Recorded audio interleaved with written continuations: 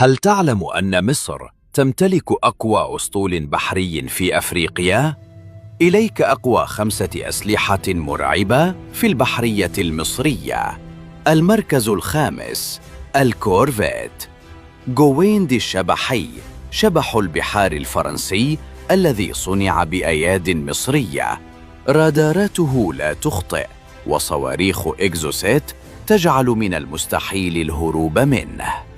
المركز الرابع، فرقاطة ميكو A200 الألمانية، توصف بأنها المدمرة الصغيرة، مسلحة ب23 صاروخ دفاع جوي وتكنولوجيا حرب إلكترونية، هي الأحدث في العالم.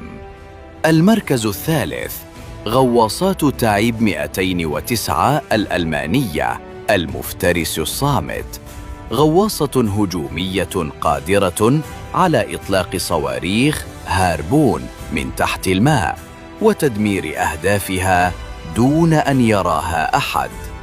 المركز الثاني، فرقاطة فريم بيرجاميني الإيطالية، الذراع الطولى لمصر، صواريخ إستر 30 فيها تسقط أي طائرة على بعد 120 كيلومتراً، حصن طائر في قلب البحر.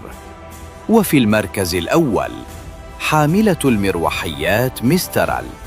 مصر هي الدولة الوحيدة في المنطقة التي تمتلك هذه القواعد العائمة: مطار حربي، كتيبة دبابات، ومستشفى ميداني، كلها في سفينة واحدة. برأيك أي سلاح من هؤلاء هو الأكثر رعباً؟ اكتب لنا في التعليقات.